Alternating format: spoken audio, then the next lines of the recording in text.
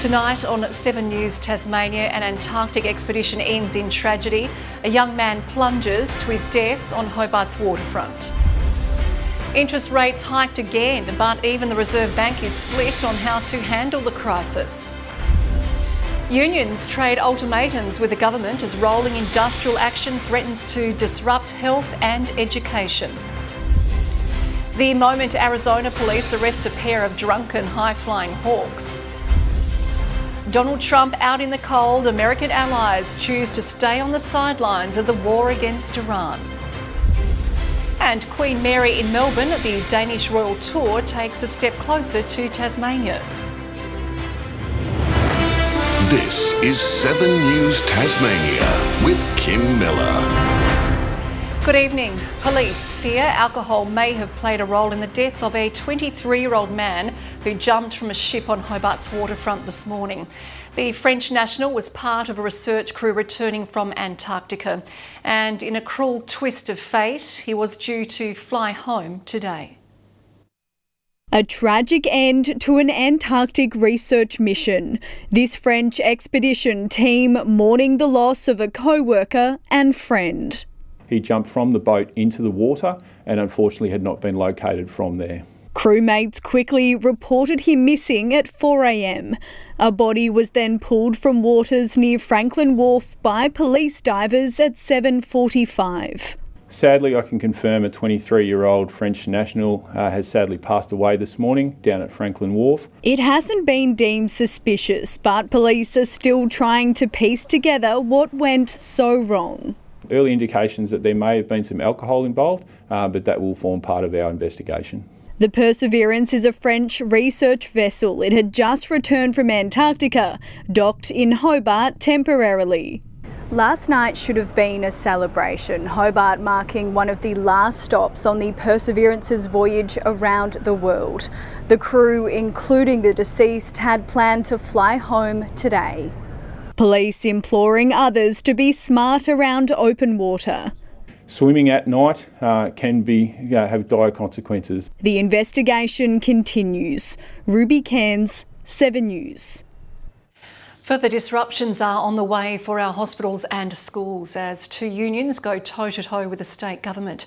While hundreds of hours have already been lost in the industrial turmoil, workers say Tasmanians are on their side.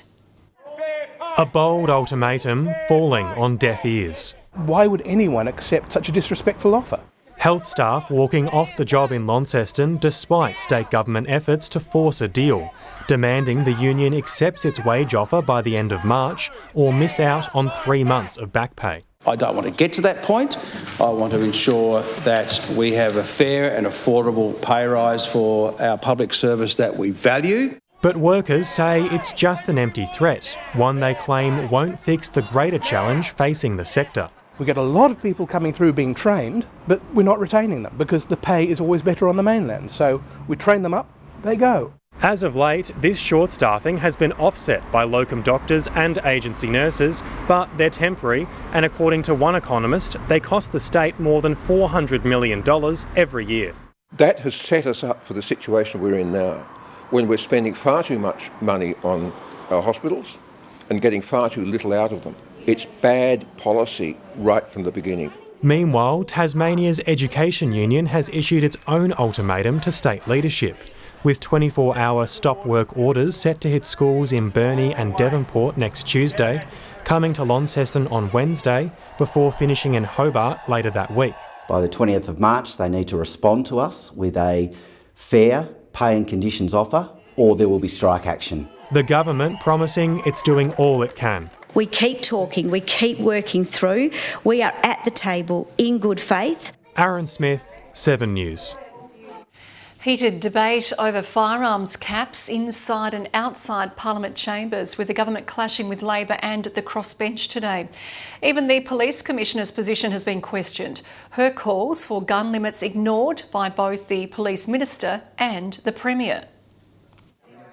An impassioned plea from Tasmania's head of police for firearms caps wasn't enough for the police minister, nor the premier, drawing crossfire from the crossbench. How do you justify Cabinet's decision to prioritise political considerations over safety for our police and the wider community? Rather than caps, we believe a focus is better on cracking down on criminals.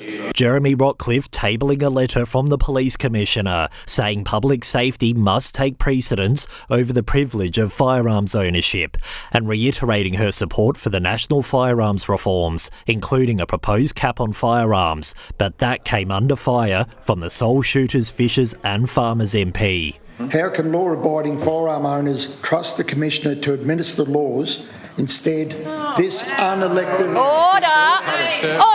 Carlo DeFalco keeping the Commissioner in his sights. How is the Police Commissioner's position tenable? I thank the member for Lyons for his question and respectfully disagree with the premise. Heated exchanges on the floor, prompting opposition parties to question the government's message on gun controls. When you embolden the far right, you have questions like you did from Carlo DeFalco today in Parliament, which was an extraordinary attack. We would call on all members to reconsider the narrative that they're taking, be it in the floor of Parliament or on social media as well. A pointed reference to preemptive posts about national firearms caps posted to the Police Minister's Facebook page in the wake of the Bondi attack. Premier, do you think it is acceptable for a minister to publicly campaign for their personal opinion in this way prior to Cabinet making a decision? All members have a right to advocate for their community and their constituency. Anthony Dodd, 7 News.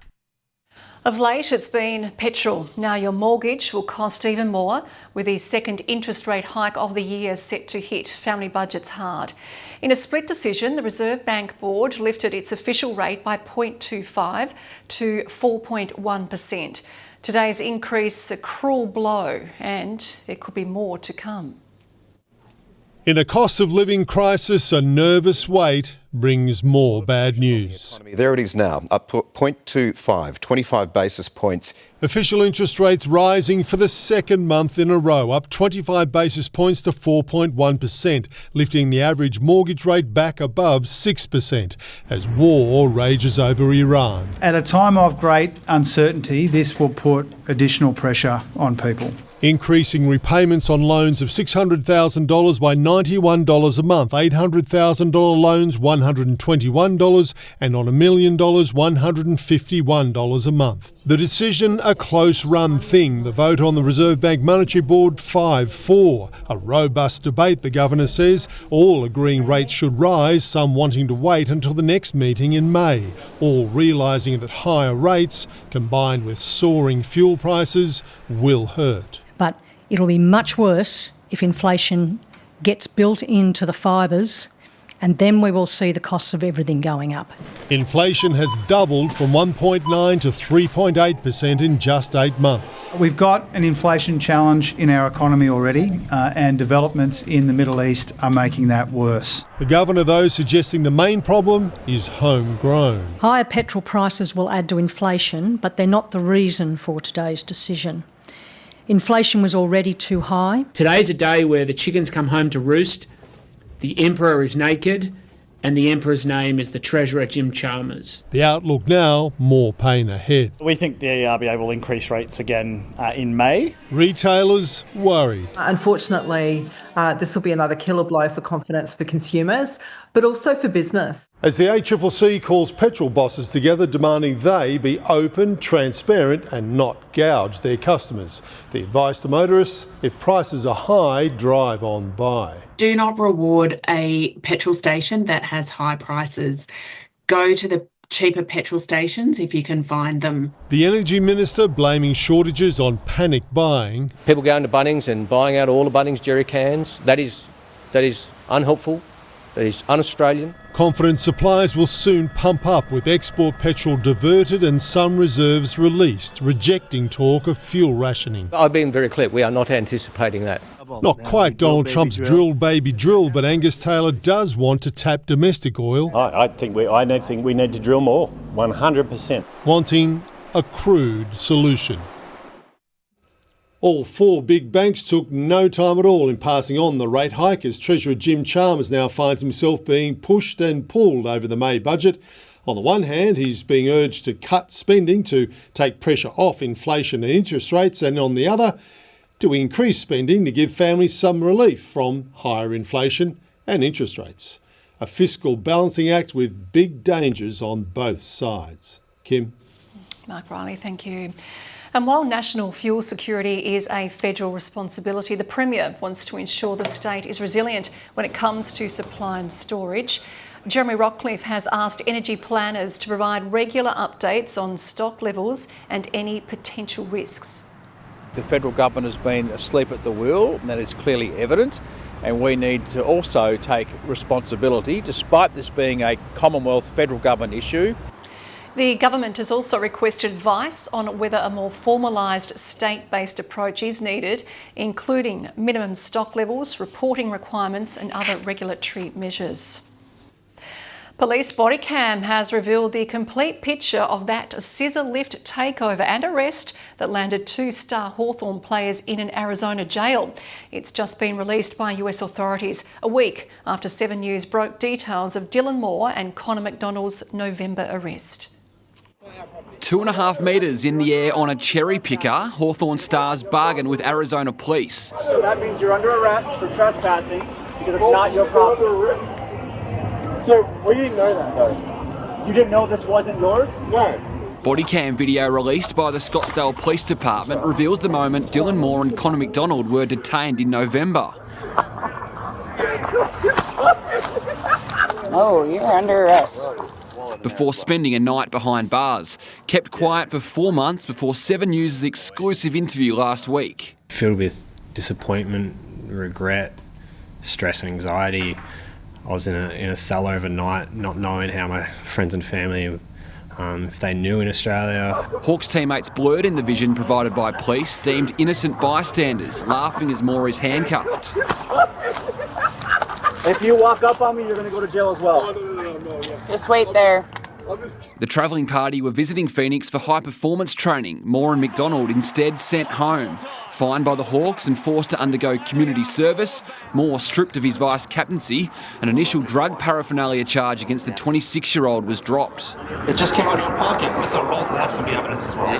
After a bag with crystalline substance and a rolled $100 note was seized, prosecutors opted not to proceed. So, like, that, what we were standing on, like, what's, like, the deal with it? So it's not our property, and the security guard was there telling you guys to get off, so he's responsible. Trespassing charges to go before Arizona court in July and August, both to continue playing for the Hawks. Mitch Cleary, 7 News. The conflict in the Middle East is showing no sign of easing.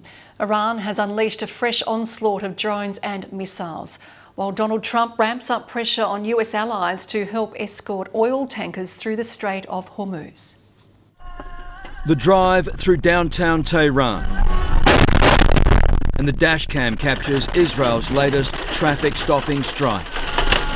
But Iran is hitting back at drivers across the world, continuing to push up global oil prices by locking down the Hormuz Strait.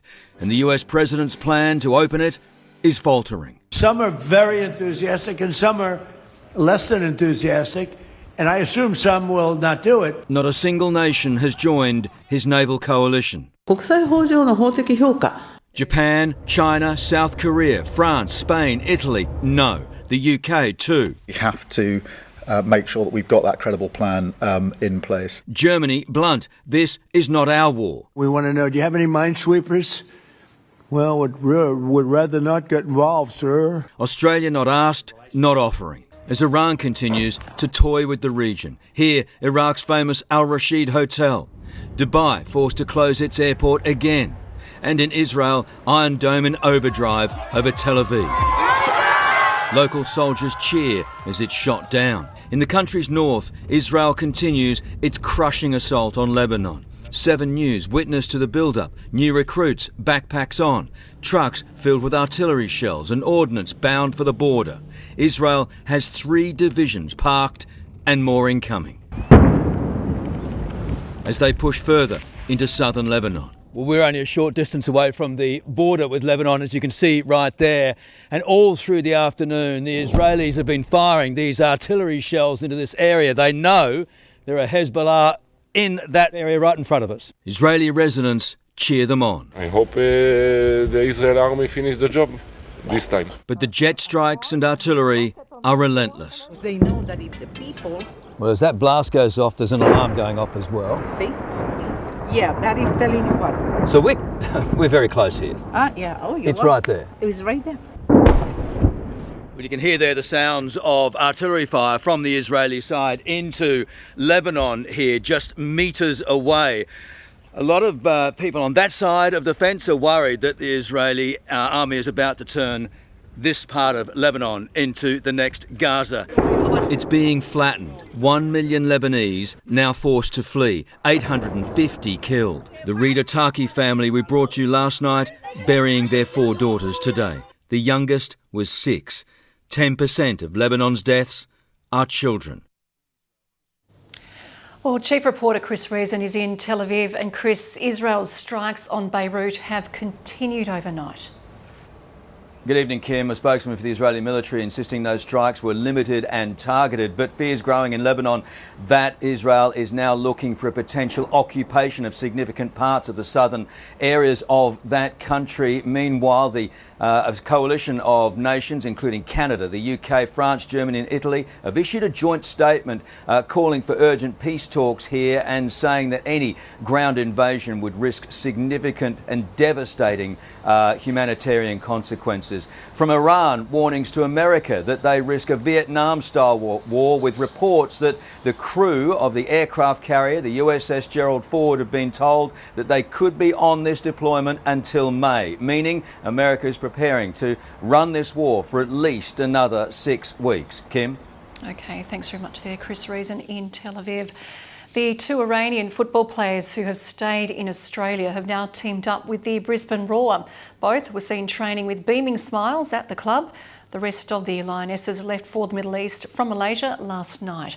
Iran's foreign ministry has labelled Australia's offers of asylum hypocritical temptation.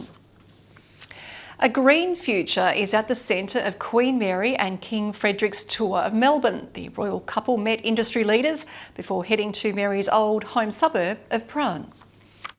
For all of the football royalty to walk this turf, I need to go back a bit. This would have to be the G's crowning moment. A new contender for Goal of the Year by Australia's own Queen Mary. The Danish king and his Tasmanian-born wife giving some young hawks their own show-and-tell moment. Proving royals can sometimes complain.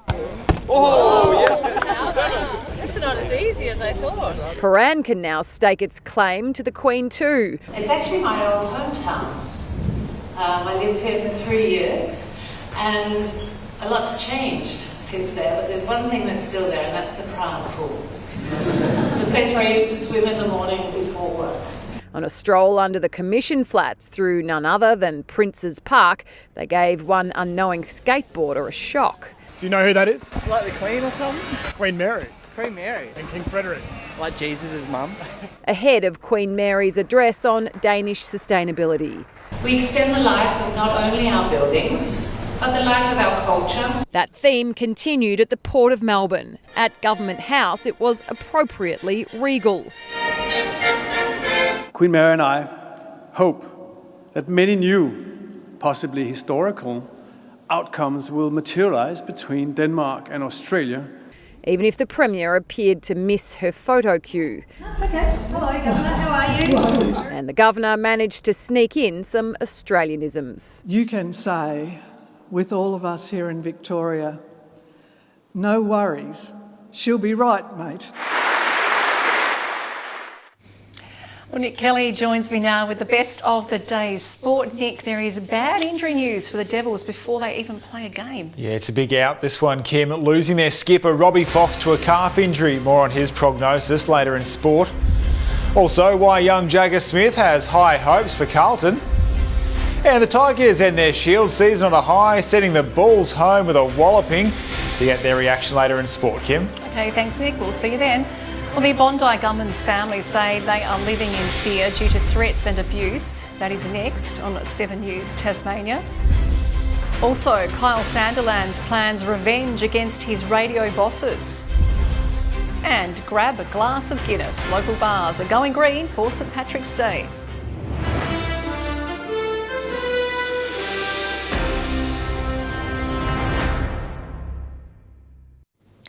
Kyle Sandilands' worst nightmare has come true, with Kiss FM tonight shredding his $100 million contract and pulling him from the airwaves for good. It sets a scene for a monster legal showdown, with the shock jock now expected to sue. For a man whose mouth is a moneymaker, We can't say too much because I haven't heard anything yet. Kyle Sandilands had the look of someone still shell-shocked by a weeks-long saga. I still want to do the show. The listeners will be back on there doing the show.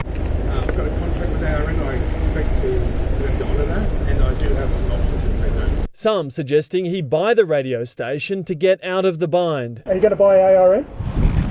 There's many options, that's all. Bound for judging commitments with Seven's Australian Idol, a live show at Rooty Hill tonight. The radio juggernaut still in limbo with his other employer. ARN's deadline for a decision expires today, with a statement on the Star's future due tonight. We thought we would have some confirmation, some clarity by now.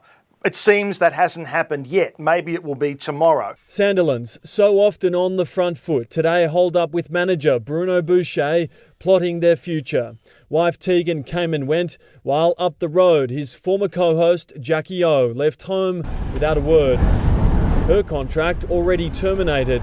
Kyle's, according to lawyers, headed in the same direction. Kyle will consider his legal options, which will presumably include legal action against ARN. With one deadline already expired, there's every chance ARN doesn't yet know what its own future looks like, which means the same for Sandilands. What we do know is any show with Jackie O is off the dial. I don't believe Kyle can get back on Kiss FM again. You think it's all over with Kiss? I can't predict anything yet, mate. Sorry. Tom Saker, 7 News. To be sure, it's that day of the year when there's a lot of green outfits getting around and plenty of people in pubs on a work day. With some luck of the Irish, Tasmanians lapped up some beautiful March weather for St Patrick's Day. With a jaunty tune and a hint of green, the spirit of Ireland is in the air. Probably there for Guinness. Some people very keen to celebrate their ancestors' homeland. Just learning my heritage, talking to all the people, learning about Ireland, it's just absolutely stunning and amazing. Others less certain of their ancestry. It is Irish, yes. Mum, is that true? What? Our heritage is Irish? Yes. Yeah. There you go. While every year these Irish exports celebrate anywhere but their homeland. In 20 years we've been going to every different city. In New Zealand, we've been in Buenos Aires, we've been in Eastern Europe. Today it's Guinness on most people's lips. Hobart's new Sydney hotel expecting to go through 75 kegs of the brown stuff this week. Irish dancers, we had a recital and a poetry day on Sunday, so it's been really good, really good. It's nice to have all the local Irish people come in. We had a good Gaelic football team come in. Although Guinness isn't to everybody's taste. Nah, I don't like the Guinness, but I'm having a few beers. At the Irish in Launceston, some eye-catching costumes. Oh, I don't even know what day it is, to be honest. A good excuse to come together and celebrate. Everybody loves to celebrate the Irish and have a drink on St Patrick's Day. It's a great time of the year, and I like Guinness too. You're retired now, so don't even chuck a sickie. No, it's a good thing. Every day's a Sunday to me. Nick Kelly, 7 News. Well, many might not know his name, but millions know his tunes. And today, we lost Bernie Lynch, a driving force behind Aussie hitmakers Eurogliders, who stormed the charts in the 1980s.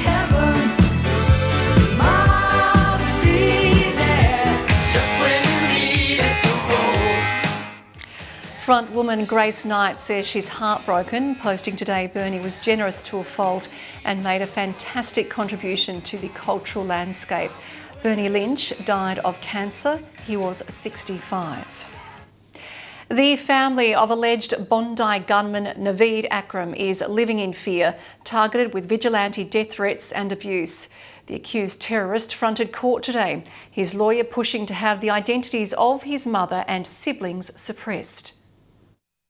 Beaming into the courtroom from Goulburn's Supermax prison, Naveed Akram confined to a tiny room, vastly different to when he's alleged to have roamed freely with his father at Bondi Beach.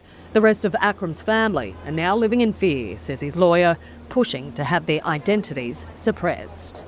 They can't take their anger out on Sajid. He's dead. They can't take it out on the defendant because he's being held in one of the highest security jails in Australia. Who can they take it out on? The defendant's family. 15 people were killed and dozens injured when Naveed and Sajid Akram allegedly opened fire at a Jewish festival.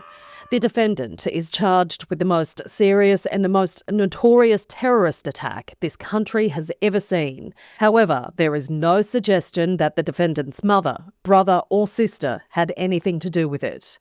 But they have become a target because of it. There have been threats to torch their home, the house egged, other food, including a pork chop, thrown in the driveway, strangers banging on their front door and yelling abuse during drive-bys, his brother even receiving a message, "We are going to kill you." Akram's lawyer said while he doesn't want to prevent the media from doing their jobs, the threats intensify when they report on his client. He claims their safety is being put at risk, and at worst, one of them could be killed. The suppression order has been granted for now. As for Akram's murder and terrorism offences, Will he be pleading guilty, not guilty, going to trial? Matter still early. Leonie Ryan, 7 News. Well, today's interest rate hike will mean more pain for Australian households. Coming up, how to stay afloat in a financial storm. And Royal Remix, King Charles spins the DJ decks on a visit to a youth arts centre.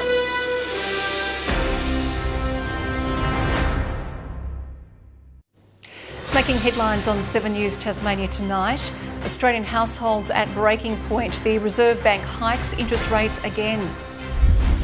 A 23-year-old French national dies after taking a nighttime plunge from an Antarctic research vessel on Hobart's waterfront. Donald Trump calls on US allies to escort tankers through the Strait of Hormuz, while they say the war is not their fight. And not long to go now, Queen Mary's royal tour touches down in Melbourne before her Tassie homecoming. The benefits of last year's interest rate cuts have been almost reversed, with Australian households tonight facing a perfect storm of rising costs. The rise today will only deepen the cost of living crisis, making it tougher for families. Like millions of Australians, Melissa Bell was watching today's interest rate decision closely. The increase to 4.1% will add more than $100 a month to her home loan repayments, putting the household budget under even more pressure. We're feeling the pinch everywhere, so it's disappointing that we're now going to have to find money from somewhere else. Do not take this rate hike lying down. Switching to interest only or extending your loan term can make repayments lower, but will sting long term. Many households will fall back on savings buffers, with balances in offset accounts at a record high. The RBA is tightening the screws so that we curtail our discretionary spending. I know with a lot of the clients we're working with, from a spending perspective, it's not really the discretionary spending, it's more the general household expenses, your groceries, your utilities, your energy and your fuel costs, of course. Shopping around for a better deal could help you save. Experts believe at least 40 lenders will still have variable rates under 5.75%, but not everyone can refinance. Obviously there's options around fixing to give you some stability. It can also jump in and help from a budgeting perspective. Which is about to get even tougher. The budget's tight. Georgia Holland, 7 News. And while many Tasmanians are struggling to get a foot in the door of their first home, a government grant scheme is showing promising signs of helping more households crack into the market. More than 80 have accessed the state's first home owner grant, now providing $30,000 for eligible recipients. Which is assisting not only the home building sector, but also those that want to be homeowners. So we've seen a large percentage of homes being built by first home buyers, which is fantastic. The current initiative will expire on June 30. The government hasn't yet committed to extending through the next budget. The woman at the centre of that Coldplay Kiss Cam controversy has sat down with Oprah Winfrey for a tell-all interview. Former HR executive Kristen Cabot was captured in the arms of her then boss at the concert, but she claims they were not having an affair. Now the mother of two has revealed her estranged husband was also He knows at the how show closely that Andy and I night. work together. He knows we got lunches and got drinks. It was fine. So he knew that there was a relationship there. Her former boss is yet to speak publicly. The King has a new title tonight, DJ. In fact, he's been crowned King of the Decks while pumping the tunes under the stage name DJ KC3. But the good times never last long for the Royals, confronting new fallout from the former Prince Andrew's arrest. Mixing with the monarch. King Charles, otherwise known by his newly dubbed stage name DJ KC3, wins over the crowd as the headline act during his royal visit to Manchester. But it's another visit from a palace official to a former prince, making a very different kind of headline. Someone went up to Sandringham last Saturday from the palace to suggest to Andrew that he voluntarily gives up the succession. Royal biographer Tom Bower suggesting Andrew could sign away his place in the line of succession where he currently sits 8th. He's been made an offer he can't refuse, because in the end, he is totally dependent on his brother. Exactly. His brother meeting Canadian Prime Minister Mark Carney, leader of the latest country after Australia and New Zealand to support Andrew's removal after he was arrested on suspicion of misconduct in public office. Donald Trump says His Majesty will make the journey to Washington this year for the 250th anniversary of American independence. Making the trip this week, the head of Scotland Yard pushing the US Department of Justice for unredacted copies of the Epstein files. Pivotal information in the former prince's potential prosecution. In London, Ben Downey, 7 News. Despite being far from France, special guest pianist Cedric Tibegan says he feels right at home on stage in Hobart. He is preparing to join the Tasmanian Symphony Orchestra for a unique performance, playing with just one hand. It sounds as if I was using two hands, but with just kind of magic. I'm using just the left hand. So it's quite theatrical to watch. The season opening concert takes place tomorrow. Well, younger Australians are now more likely to develop bowel cancer than their parents. The mission to find out why is next. And luxury Jags roll into an aged care home in a heartwarming motorcade for a car-loving resident.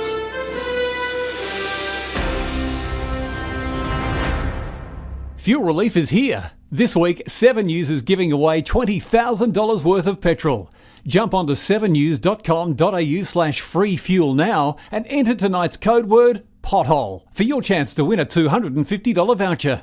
And don't miss tomorrow night. Another chance to win is coming. 3 people, including a mother and her child, have been injured when an out-of-control concrete truck slammed into 5 cars in Sydney's west. It then crashed into a tree, trapping the driver. I could hear him screaming inside the truck. I just thought, how the hell did he get in there? The truck driver wasn't hurt and was taken to hospital for mandatory drug and alcohol testing.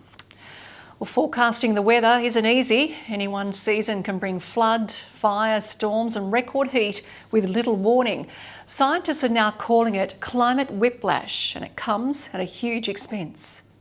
Autumn, we're told, will be warm and dry. But then last summer there was no telling what was in store. So the summer certainly was hard to predict. We went from extreme heat right through to extreme rainfall. So what of La Niña and El Niño, once a clear sign of flood or drought? Professor Andrew Watkins, formerly in charge of long-range forecasts at the Bureau, says it's not as simple as a wet or dry season. We know that El Niños and La Niñas of the future will be quite different to those of the past. That could mean fires even on cooler days if it's windy enough, and storms well beyond storm season as current ocean temperatures remain high. Unfortunately, in Australia, we are seeing more frequent, more damaging and more costly extreme climate events. A new Climate Council reports found global levels of pollution are accelerating climate whiplash, a pattern that bounces from one disaster to the next, and we're paying for it. We know some households had increased premiums of around $700, and that's sort of increases of 51% over a few years. The official long-range forecast for the next 3 months is below average rainfall and warmer than average days and nights. But of course, anything is possible. Angie Asimus, 7 News. Let's take a look at the day's business and finance news brought to you by MCMF Investment and Lending. The Australian stock market has closed ahead for the day, but interest rate sensitive sectors like retail and tech took a hit. The ASX 200 index climbed nearly 31 points. A short time ago, the Australian dollar was trading at just under 71 US cents and 61.6 euro cents. New research is investigating whether junk foods could be driving a worrying rise in bowel cancer among younger Australians. Doctors are studying how modern diets may be changing the gut and increasing cancer risks. Bowel cancer is now the deadliest cancer for Australians aged 25 to 54. Nearly 2,000 young people, those aged under 50, are diagnosed with bowel cancer every year. Those born in the 90s are 3 times more likely to develop bowel cancer than those born in the 50s. So what's changed? These scientists are turning their attention to the modern diet, investigating whether ultra-processed foods and additives, including artificial sweeteners, emulsifiers and added sugars, could be disrupting healthy gut bacteria, which can trigger inflammation and increase the risk of cancer. We think that the gut microbiome, that is the bacteria that are in our gut, are key drivers of disease in the gut. In the lab, we're able to grow the bacteria from the cancers and from the healthy gut to compare their functions. Brisbane teacher and 39-year-old mum Amy Jeeves had no warning signs. A colonoscopy revealed a 5-centimetre tumour. She believes diet was a contributing factor. I'm a bit more aware now of what I actually, consume, put into my body. If scientists are able to identify the high-risk bacteria in the gut, they could prevent bowel cancer from developing or stop it from spreading. If we diagnose early, we have a 99% chance of a cure. Jennifer Beshwati, 7 News. He spent a lifetime under the bonnet, building a close-knit community of car lovers in Tasmania. And today, dozens of classic Jaguars lined the driveway of his aged care home. A fitting tribute for the man who brought them and their owners together. A parade of horsepower for a man who helped put these wheels in motion. David Dungy founded the Jaguar Car Club of Tasmania in the early 70s. Today, the club came to him. He bought his first Jaguar in 1965, a time when the car was known for its grace, space and pace. That's when he said, "Have you got £200 you could lend me?" And I thought, oh, this is looking pretty good. And we went to a car yard. What did you think you were getting? An engagement ring. For David, these cars aren't just machines, they're a lifetime of memories. Today's tribute leaving him overwhelmed. It's a bit of a surprise. He didn't just collect cars, he built them, repaired them and raced them. Yes, I actually did build some of them. The D-type behind me here. He had the foresight and the skill as an engineer to actually build a replica model here in Tasmania. David has had more than 100 cars in his 81 years, but this one is a particular favourite, a 1952 XK 120. He's been a wealth of knowledge and a person that has always been happy to help people. A fitting tribute for a man who lives and breathes cars. David, how does it feel for you? It's good, isn't it? Lily Thompson, 7 News. Wonderful tribute.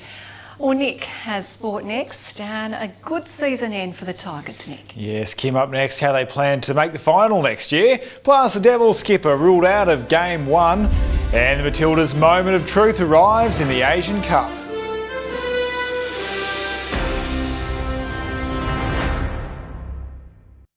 A cruel injury blow for the Devils. Days out from their big VFL opener, captain Robbie Fox is ruled out after sustaining a calf strain during a recovery run. The former Swan is expected to be sidelined for 2 to 3 weeks, leaving Jai Menzies to lead the side in his place. Their first game is against Coburg at North Hobart this Saturday. Catch it live and free on 7 Mate from midday. The critics are already circling Essendon with suggestions they're no longer a Big Four club in the AFL, but the Bombers are trying to keep a level head after their round 1 drubbing. At Essendon, the message is clear. If you're not with us, you're against us. I don't really care what Lloydie says. He's got his own opinion, and we're really trained hard to listen to Brad, listen to Solly, listen to everyone in-house. Bombers great Matthew Lloyd and Jack Riewoldt amongst a chorus of critics after a 63-point round 1 loss and a declining presence. Factually, we are a big club, so I'm not sure what Jack's talking about there, but in terms of what we're trying to do now, we want to be relevant again in terms of on-field performance. The D's are leaning into their heritage in a different way, splitting the G at the G in honour of Jim Stynes on St Patrick's Day. 1, 2, 3. Jack Viney will start running again over the coming fortnight, recovering from an Achilles injury. It's not much fun watching from the sideline, so I'm working hard to get out there quickly. Brisbane will wear a Fitzroy jumper in next week's clash with St Kilda, celebrating 30 years since their merger. Obviously with Bulldog wearing it, and guys like Paul Roos, some champions of the game that have worn the jumper as well, so I feel very privileged. Hugh McCluggage trained today, looking to return from a calf injury. I've been very lucky throughout my career to play a lot of games, and it definitely is different. It's an easy game from the stands or the cheap seats. Hoping to lift the Lions to their first win after a 0-2 start. Our team isn't all that much different to what the team was when we played finals last year in terms of our overall squad, so there's no reason that we've dropped off. Xander Maguire, 7 News. Carlton's Jagger Smith already has high hopes of being a damaging midfielder in the competition. The 20-year-old was named the AFL's Rising Star for round 1 and sought guidance from teammate Sam Walsh after spending last year on the sidelines with an ACL injury. He's the guy that I want to try to be like in the AFL. He's a running player. He works hard both sides of the footy, and to look at him in depth and his games was really beneficial for me because that's that next step. Adam Chera and Adam Saad are running back from hamstring injuries. The club is hopeful they can return in round 3 after their bye this week. The Tigers feel there are just a few tweaks needed behind the scenes after just missing the Shield final by the skin of their teeth. A win this evening in their last match wouldn't salvage their season. Still, they send the Bulls home licking their wounds. They're also now eliminated from the final. It's difficult sitting back now and watching the final unfold without us taking part next week, but at the same time, we've had a couple of years now where we've been really close, so it's just a matter of fine-tuning a couple of things rather than feeling that we're a massive distance off. Elliott is celebrating after running out Marnus Labuschagne earlier in the day. Bo Webster took 4 wickets as Queensland slumped to a 140-run loss.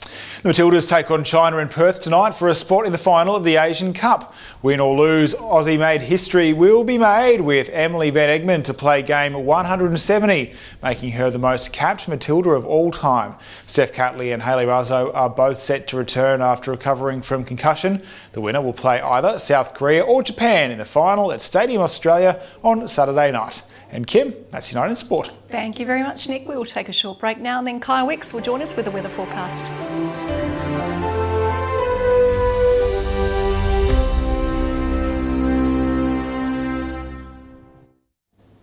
Good evening. 24.8 was the high in Launceston today.